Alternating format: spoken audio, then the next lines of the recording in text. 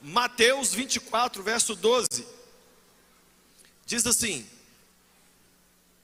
devido ao aumento da maldade, o amor de muitos se esfriará, mas aquele que perseverar até o fim será salvo. Quero falar nessa noite uma mensagem chamada: não deixe seu amor esfriar. Não deixe seu amor esfriar. As pessoas vivem me perguntando: Lucinho, o que você acha que falta para Jesus voltar? E se você ler esse capítulo aí, você vai ver vários sinais da volta de Jesus: o surgimento de falsos profetas, guerras, terremotos, pestes, várias coisas Jesus fala aqui. Mas hoje eu queria me atentar a uma delas: o esfriamento do amor. E esse amor que está falando aqui não é simplesmente o esfriamento do amor de marido e mulher, o esfriamento de amor de pai para filho, o esfriamento do amor pela vida. Não, está falando do esfriamento do amor para com o próprio Deus. Está falando da diminuição da fé.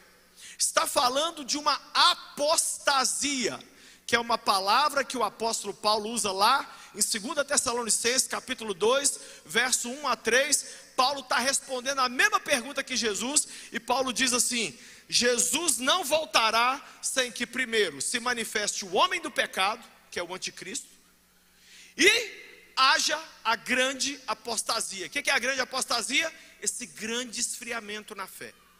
Então nós temos tanto Jesus quanto Paulo prevendo que um dos maiores sinais que viriam antes da volta de Cristo seria um grande abandono da fé.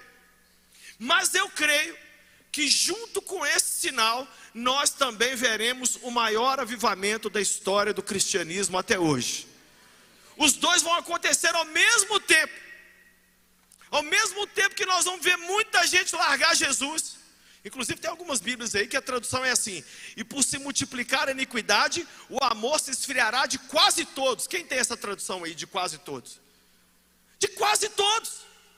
Ou seja, o que está sendo dito aqui é o seguinte: vai vir uma frieza espiritual tão grande sobre a humanidade nos últimos dias, que vai ficar pouca gente firme com Deus.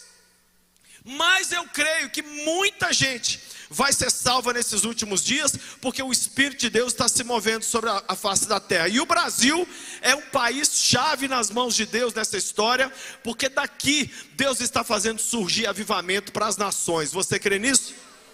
Eu creio nisso. Mas eu queria nessa noite trazer para você essa palavra de alerta, porque eu não preparei esse sermão pensando em vocês, eu preparei pensando em mim.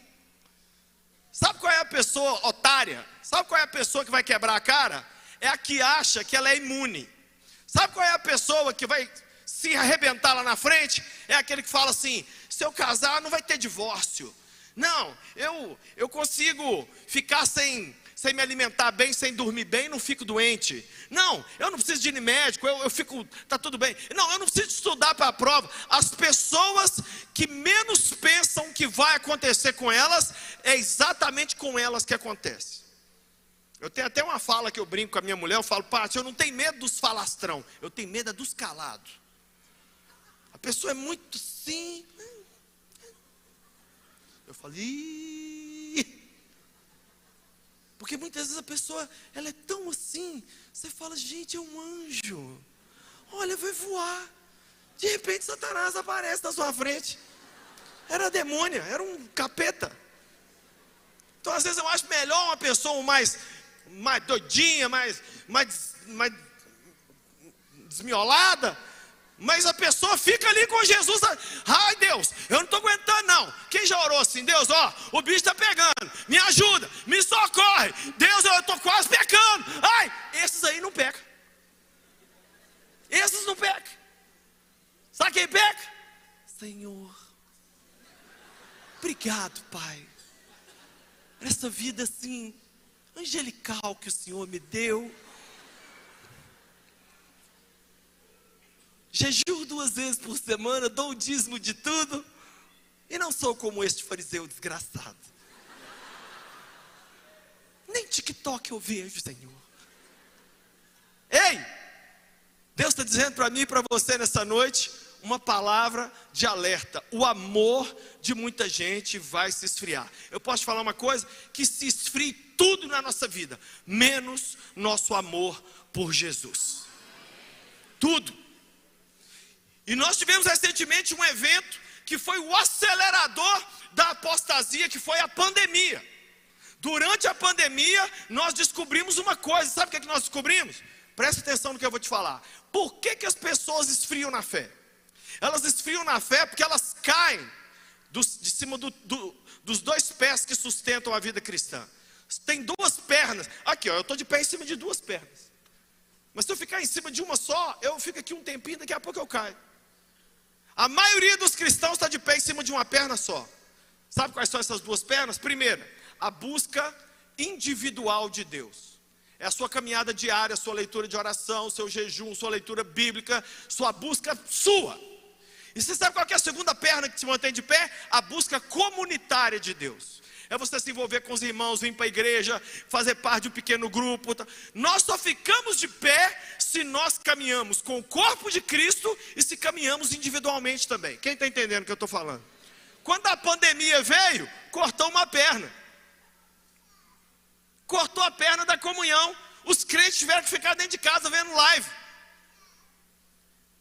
O que nós descobrimos? O povo não tinha o hábito de ler a Bíblia e orar em casa, não.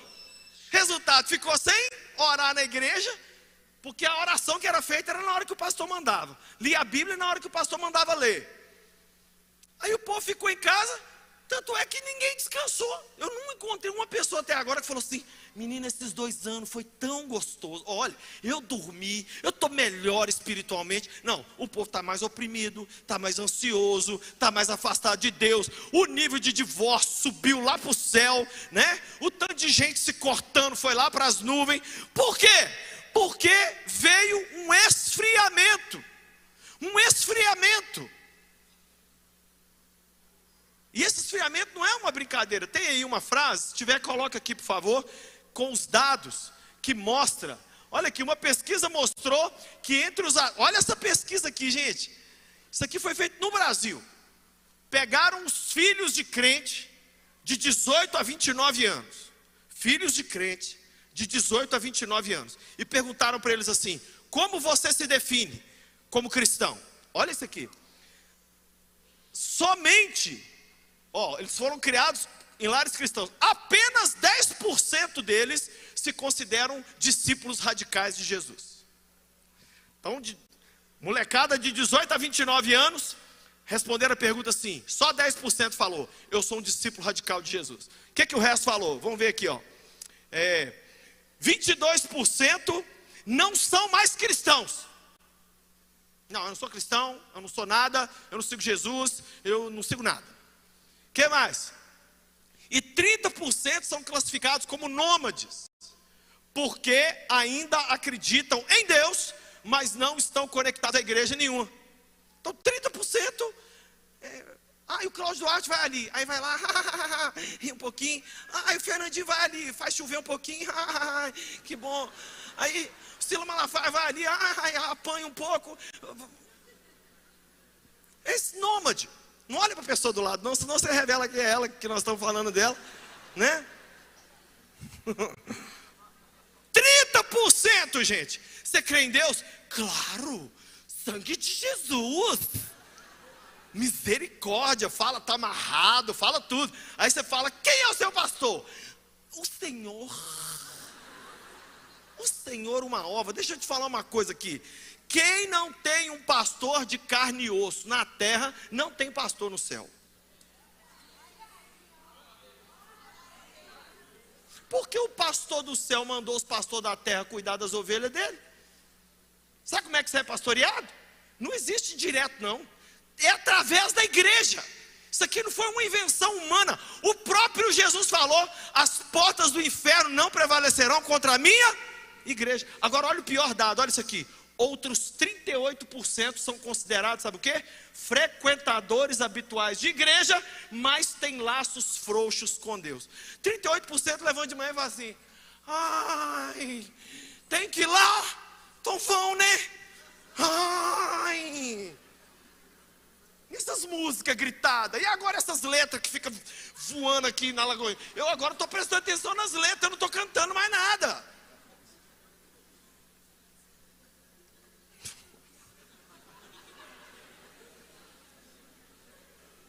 Gente, vocês entenderam a seriedade? Só 10% falou, eu sou crente pau de dar em doido. Só 10%. Sabe o que isso significa? Que nós estamos vendo um esfriamento da fé. Estamos vendo um esfriamento da fé. Mas nós cremos que Deus tem um avivamento para cada esfriamento. Você crê nisso? Você sabia que Lagoinha foi responsável por um grande avivamento e tem sido usado como uma das igrejas no Brasil e no mundo para avivar pessoas como nunca se viu? Você sabe, se você não conhece a história de Lagoinha, entra lá em lagoinha.com, leia a história da nossa igreja, veja o que Deus já fez através desse lugar.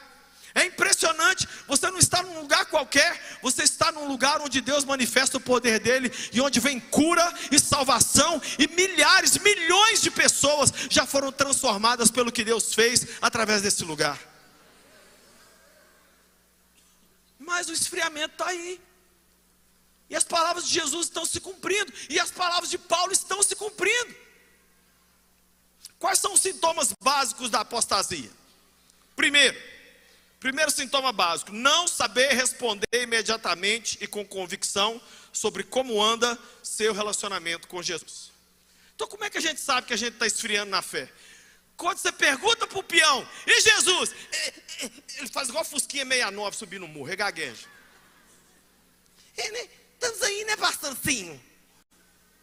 Eu gosto de chegar para as pessoas e não falar que eu sou pastor, não. Às vezes eu estou num lugar assim, no aeroporto, estou em qualquer lugar. A gente começa a conversa, porque quando eu falo que eu sou pastor, a pessoa transforma. Ela vira crente em 5 minutos, rápido. Né? Não, glória a Deus, a pessoa fala glória a Deus. Como é que é você com o seu Se eu te desse esse microfone aqui agora, você sabia contar a sua história de conversão? Você saberia falar para um indivíduo, Jesus me salvou, foi dessa e dessa maneira, Ele fez isso e isso aqui na minha vida. Você tem convicção do seu encontro com Deus? Se você não tem isso na ponta da língua, quem sabe você já não entrou para um processo de esfriamento. Sabe o que se chama isso? Cristão nominal. O que é cristão nominal? Uma pessoa que é cristã de nome. No ano de 313, quando foi o rei Constantino assinou o Edito de Milão, dizendo que o cristianismo não seria mais perseguido, sabe o que aconteceu no Império Romano? Era um bando de safados sem vergonha, todo mundo virou cristão da noite para o dia, só porque o imperador virou.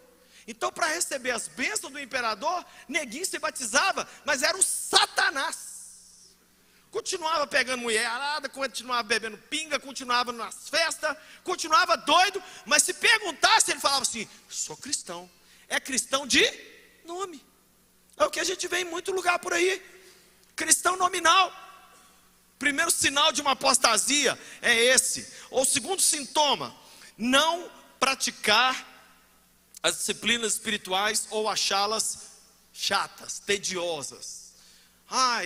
Tem muito tempo que eu não jejuo. Tem muito tempo que eu não ponho a mão na Bíblia. Eu não tenho tempo para orar. Orar é coisa de pastor. Gente, orar é coisa de quem quer viver. Oração não é uma bênção, é uma questão de vida ou morte. Se você orar, pode ser que alguma coisa aconteça na sua vida. Se você não orar, você já pôs você mesmo e sua família numa bandeja e entregou para o cão. Satanás aqui, eu não gosto de orar, não, já recebe a minha família aqui. Orar é isso.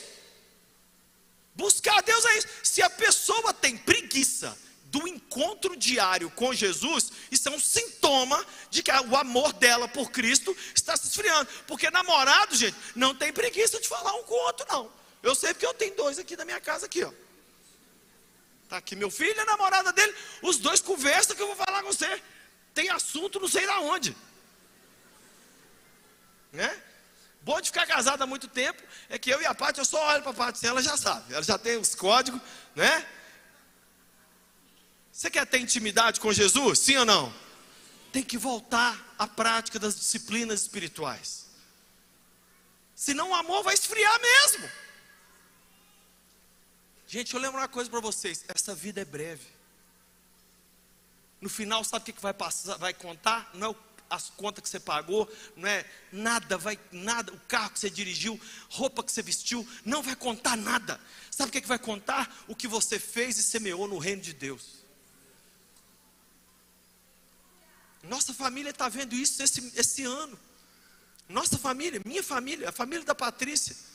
No dia do aniversário da Patrícia esse ano, ela sepultou o pai dela. E agora nós estamos com um outro familiar muito próximo, que o médico disse essa semana que era para ele ter morrido semana passada. Outro familiar íntimo nosso, muito próximo. Então quando a Patrícia subiu aqui hoje para orar, não era uma pessoa fazendo uma performance. Quando a gente está aqui pregando, e muitas vezes até fazendo você sorrir, sabe que tem lutas imensas por trás de nós. Sabe o que mantém a gente de pé numa hora dessa? Nosso relacionamento com Jesus e nosso amor por Ele. Só isso mantém a gente em pé.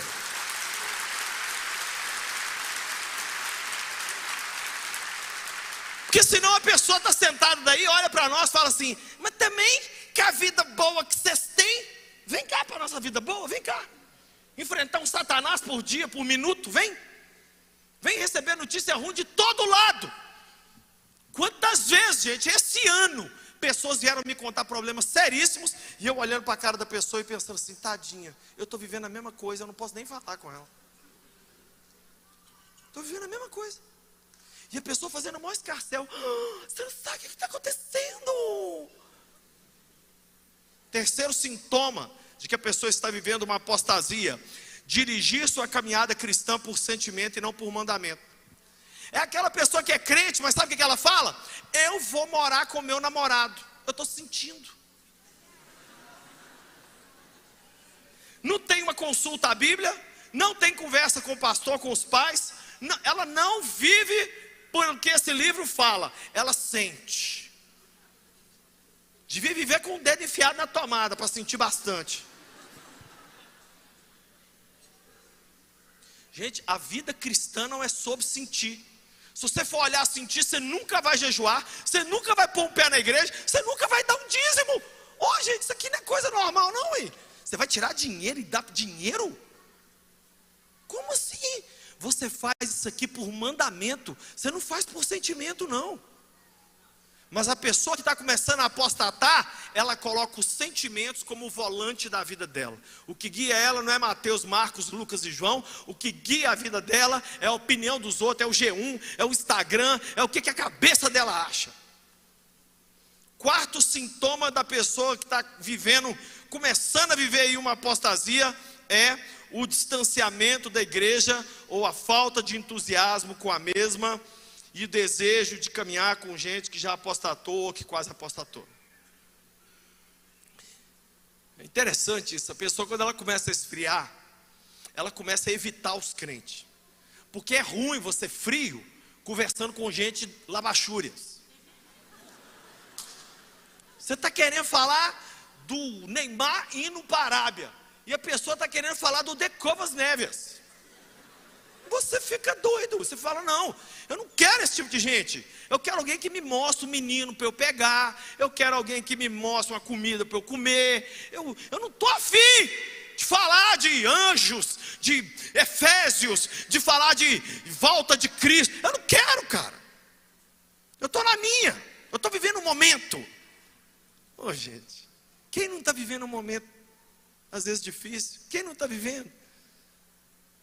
Mas o seu amor por Jesus não pode ser dirigido por causa disso.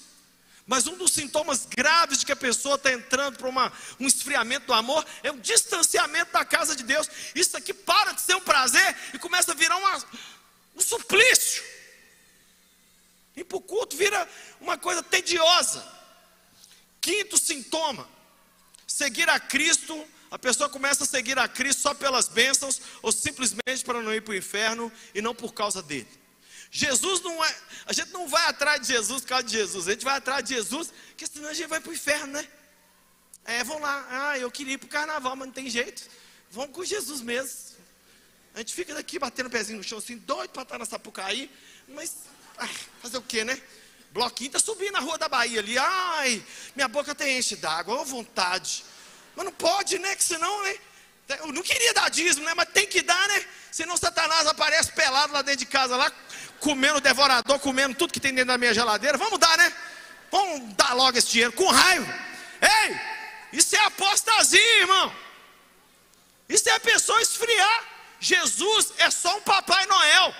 Ei, Cristo não é um Papai Noel. Ou Ele é tudo na nossa vida, ou Ele não é nada. Mas Ele é tudo na nossa vida. Sim ou não?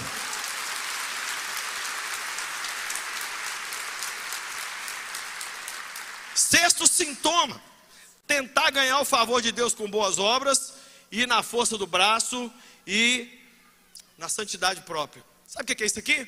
Sabe a pessoa que está entrando para a apostasia? É aquela pessoa que está vivendo a religiosidade. Religiosidade. Jesus não morreu na cruz por ela. Ela se salva, ela se perdoa, ela tem a meta dela para bater. É os fariseus da época de Jesus, que achavam que a santidade deles já era suficiente para levá-los para o céu. E Jesus veio e deitou o pau. Gente, o único grupo. Jesus deu conta de prostituta, Jesus deu conta de doido, Jesus deu conta de cego, Jesus deu conta de morto, Jesus deu conta de flamenguista, Jesus deu conta de tudo. Mas Jesus não conseguiu fazer nada pelos religiosos. Quem sabe você está aqui nessa noite, você sabia que o espírito que a gente mais luta contra ele aqui no Brasil é o espírito da religiosidade? Sabe por quê? Porque o Brasil não é um país cristão, é um país cristianizado, é diferente. Todo mundo aqui um dia foi na igreja, todo mundo aqui um dia, né, já viu Cristo Redentor. Então fica parecendo que o Brasil é inteiro convertido. Ei, tem muita gente que já ouviu falar de Jesus, já teve até uma Bíblia, já pôs até um pé dentro da igreja, mas ainda não teve uma experiência real com Cristo. Essa noite, se você é essa pessoa, você vai entregar a sua vida para Ele aqui e vai sair daqui diferente para a glória de Deus. 4 maneiras como a apostasia ocorre. Primeiro, a apostasia ocorre devagar, com pequenas concessões diárias. Ela ocorre como? Devagar. Estou aqui nessa festa, vou beber só um pouquinho essa pinga aqui. Só um pouquinho, esse pastor fica falando. É bom, eu li lá que é bom para o esôfago. Nessa hora você acha matéria falando que é bom para desentupir nariz. Eu descobri que quando a gente quer forçar a barra de alguma coisa, a gente muda a nossa teologia para ela se encaixar dentro do pecado que a gente quer praticar. Quem entendeu o que eu falei aqui? Se quiser eu repito. Quando a gente quer pecar, geralmente a gente muda a nossa teologia para se encaixar dentro daquilo que a gente quer fazer de errado. Pequenas concessões. Vou subir minha saia mais um palmo. Não estou conseguindo achar homem. Vou ver se minhas coxas conseguem.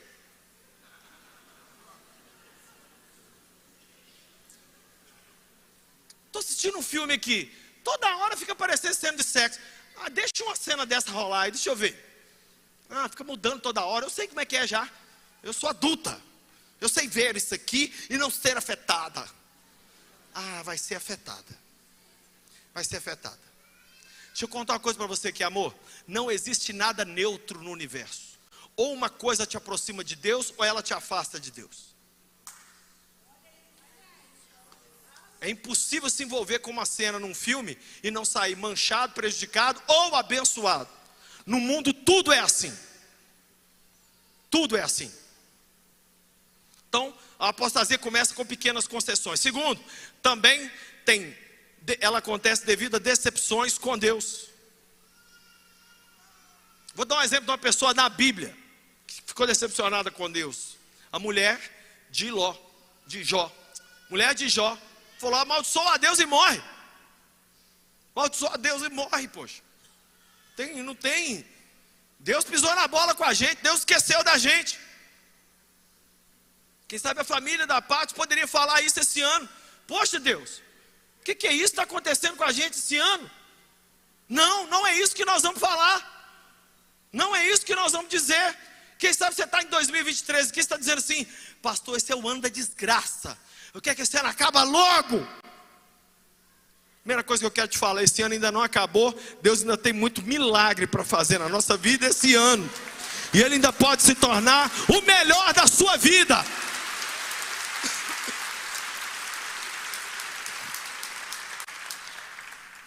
Outro tipo de motivo que faz ocorrer a apostasia é quando o diabo te deslumbra com o mundo e te entristece com a igreja. O diabo, ele faz uma coisa dupla, gente. Ao mesmo tempo que ele te apresenta um banquete aqui, ele critica a mesa que Deus está colocando para você aqui.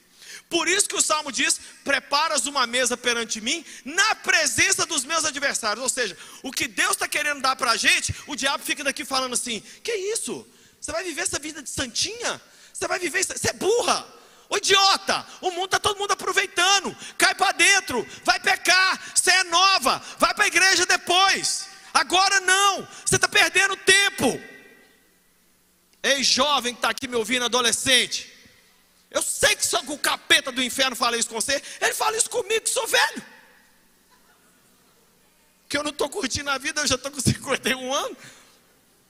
51 é nome de pinga. Olha aí. É mais uma insinuação dele, né? Está repreendido. Hein? O diabo, ele sempre faz isso. Olha, ao mesmo tempo que ele te mostra uma coisa lá fora e fala: olha que lindo. Ele fez isso com Jesus. Sabe o que ele fez com Jesus? Olha as nações, te darei todas. Não precisa me adorar não, só fazer assim. Rapidinho. É assim que a gente vai perdendo a fé. Você pode conversar com qualquer pessoa desviada. Sabe o que eles vão dizer? Nunca eles vão chegar e falar assim: eu pisei na bola mesmo, eu esfriei na fé e larguei Jesus. Não, eles vão falar assim: a igreja, porque a igreja é toda errada, porque também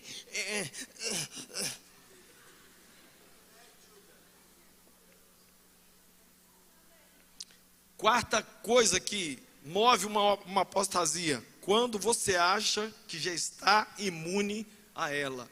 É o que eu falei aqui no início. É quando você diz: comigo não vai acontecer. Aí vai lá e acontece. Os piores pecados da vida do rei Davi aconteceram nos momentos de maior glória, depois que ele já tinha vencido seus maiores gigantes. Posso dar um conselho para você: não abaixe sua guarda nunca, principalmente depois de grandes vitórias. Mantenha-se alerta, porque o diabo vem exatamente no momento que a gente fala assim: conquistei, agora eu vou dar uma curtida, agora eu vou dar uma relaxada, agora eu vou baixar a guarda, eu não vou ficar orando esse tanto, eu não vou ficar indo na igreja esse tanto, eu vou abaixar um pouco. Satanás te pega nesse momento. Sabe que momento Satanás gosta de pegar o pregador? No fim do culto. Todo mundo fala: nossa, uau, que palavra. A gente tem que descer do púlpito mais quebrantado que quando a gente subiu para pregar. Porque toda vez que a gente subir um degrau no poder, tem que descer 2 na humildade. E não é fácil fazer isso, porque o diabo quer pôr na sua cabeça que você é alguém. Nós não somos nada. Jesus disse: sem mim nada podeis fazer. O dia que você esquece isso, o seu amor vai embora. Mas enquanto você lembrar que dele, por ele e para ele são todas as coisas, o seu amor vai continuar ardendo pelo Filho de Deus.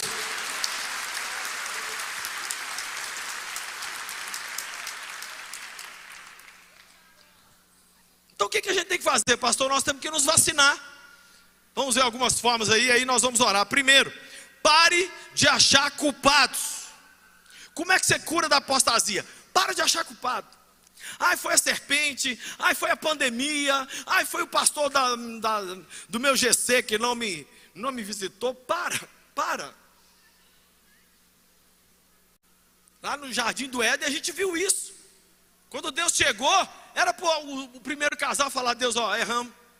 Vamos startar. Como é que a gente faz para começar de novo, Deus? Não, um ficou culpando o outro ficou falando que era o outro. Oi. Assumir responsabilidade, que é o segundo ponto. Pode até colocar aí: assumir responsabilidade. Olha o que você tem que dizer: pequei, esfriei, não quis mais seguir andando com os crentes. Eu aproveitei a pandemia para dar um tempo. Mas tem que ser homem para fazer isso, tem que ser mulher para reconhecer isso. Olha, se Se houve um dia na sua vida que você amou Jesus mais do que hoje, essa mensagem é para você. E essa mensagem me faz tremer, porque eu me lembro de dias onde eu era solteiro e eu ficava sozinho num colégio chamado JK, lá em Patinga. Eu estudava e eu lembro que o Espírito Santo transbordava tanto na minha vida. E eu sempre falo com Jesus: Jesus, eu não aceito eu ser menos crente hoje do que eu era lá naqueles dias que eu subi o monte, que eu orava. Gente, vocês acham eu magro hoje? Eu estou obeso. Vocês têm que ver como é que eu era. Eu de frente parecia que eu estava de lado eu sumia. Essa mulher casou comigo pela fé mesmo, que ela não me via.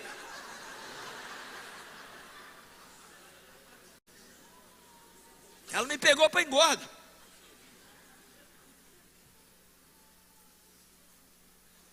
Reconhece hoje. Fala assim: eu sou um sem vergonha. Eu não tinha empresa, eu abri empresa. Sabe o que eu fiz? Coloquei Jesus no canto e agora tudo é empresa. A gente tem que falar: eu consegui meu sonho, que era comprar um sítio. Agora tudo é o demônio do sítio. E eu não quero saber mais de vir num culto, ler uma Bíblia, envolver em nada. Pronto. Sabe o que a gente tem que reconhecer? Eu era solteiro, eu era crente, chorava, falava Jesus, eu tremia, eu saía voando. Casei. Gente, eu casei. Apertou um botão em mim assim, eu virei uma estátua de sal, igual a mulher do demônio do homem lá.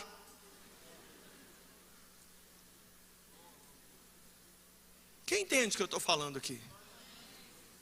Terceira coisa que a gente tem que fazer para se vacinar da apostasia: pratique a prestação de contas, permitindo que um cristão mais maduro te acompanhe. Onde não há prestação de contas, a vaca vai para o brejo. Quando o filho não tem que reportar o pai, quando a ovelha não tem que falar nada com o pastor, quando os liderados não tem que falar nada com tá aqui o Medeiros, gosta, é militar e gosta da área, né, de dar uns tiros, entende dessa área. Tem que ter uma hierarquia. Tem que ter uma hierarquia na vida. Não é só num quartel, não. Na hora que você fala assim: minha vida espiritual é problema meu e eu não tenho que dar satisfação para ninguém, nessa hora você não vai cair não. Você já esfriou. Você já perdeu. Gente, eu tenho hoje umas 4 ou 5 pessoas que cuidam de mim, espiritualmente falando. Gente que me dá cascudo. Gente que chega junto, mas junto mesmo.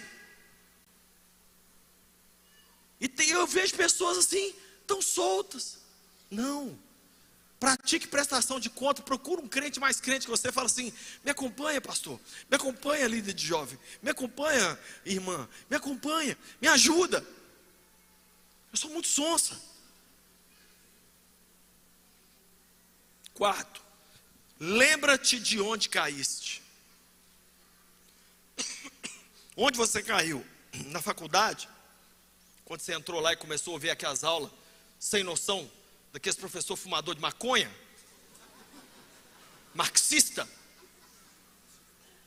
que ao invés de dar a matéria, fica ensinando nada, e você pagando para ouvir os idiotas falando de um...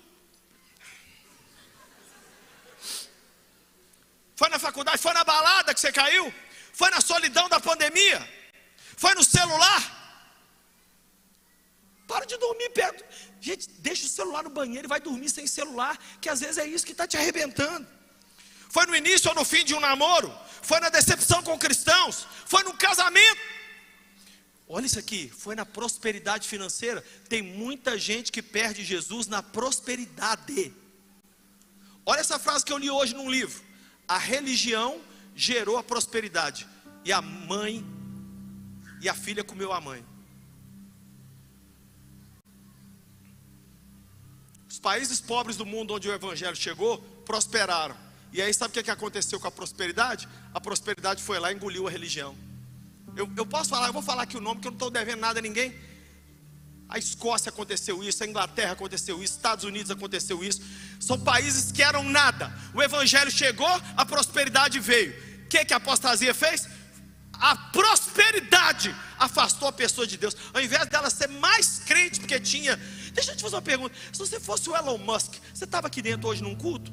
Se você tivesse 10 milhões na conta, você estava aqui hoje? É uma pergunta séria. Quem sabe nós só não estamos aqui nesse culto hoje, não é nem porque a gente ama Jesus não, é porque a gente é um bando, sabe de quê? Não tem vergonha na cara, porque quando a gente está sofrendo, a gente vem para a igreja, a gente busca o Senhor, mas quando o bicho alivia 30 segundos, entra R$2 na conta, estou bem, sobe em cima, como dizia minha mãe, sobe em cima de um gilete, e já se enche, já se acha a pessoa já. Eu troquei meu carro. Que carro você tinha? Um 2003, peguei um 2003 e meio.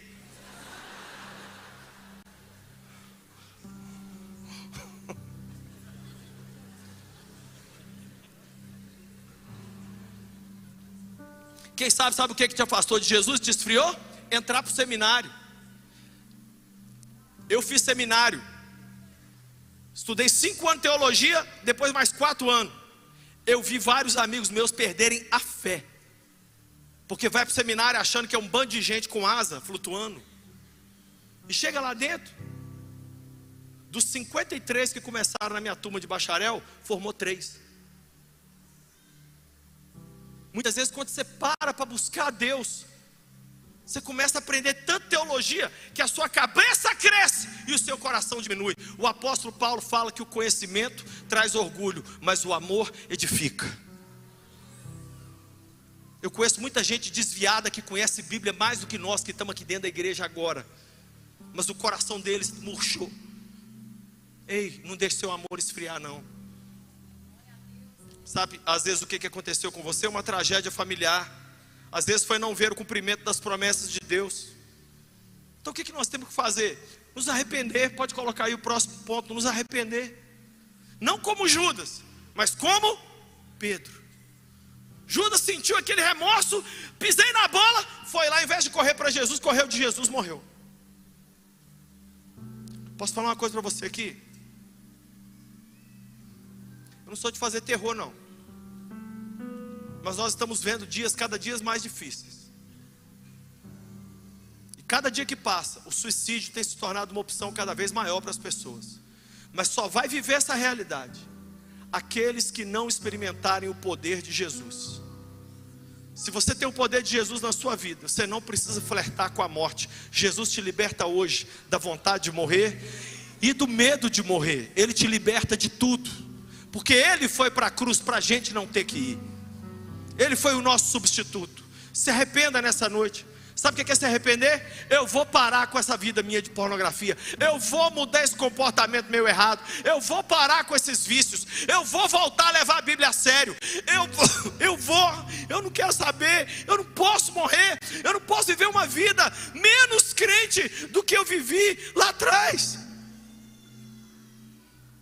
E por último, se a apostasia é ir para longe, então volte para perto.